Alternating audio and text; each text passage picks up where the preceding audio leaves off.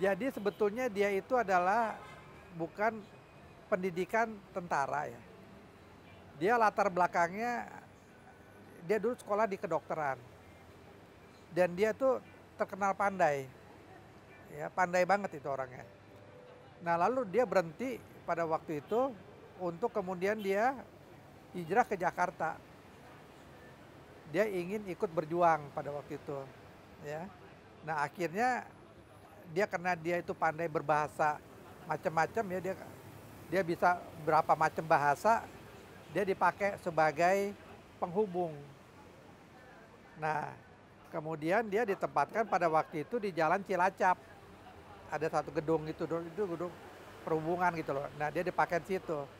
Lalu kemudian dia pada waktu itu masuk sebagai di TNI kan.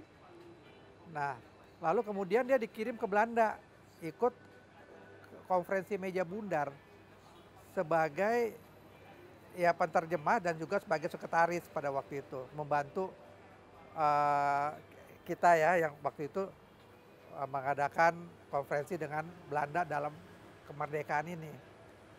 Nah di situ dia dilihat pandai segala macam. Kemudian dia juga di TNI itu ditempatkannya bukan di bagian yang untuk urusan-urusan ya jadi pangdam atau urusan di lapangan segala macam. Tapi dia lebih ke apa ya, think tank, lebih ke pemikir ya untuk organisasi TNI ini seperti apa.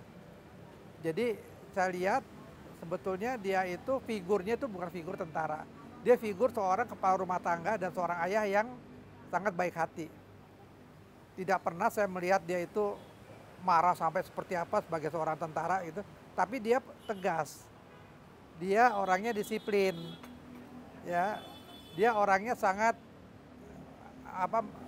kalau ada kesempatan untuk berlibur dengan keluarga, pasti kita diajak jalan-jalan. Ya pasti itu. Dan dia juga selalu kalau pergi ke luar negeri seringkali membawa ibu saya. Dan dia kesukaannya itu adalah kesukaan yang ya menurut saya sangat menyentuh ya. Artinya dia suka bunga anggrek dan lagu-lagu klasik. Itu kan kalau kita lihat kan sangat romantis ya. Ya, kehidupan seperti dia mah orangnya sebetulnya lemah lembut.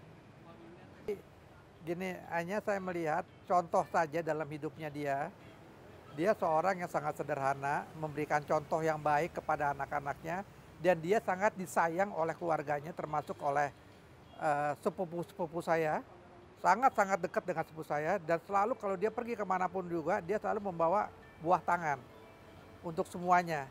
Nah, itu contoh yang saya lihat dari kehidupannya dia, walaupun hanya sebentar, ya, itu yang saya ambil.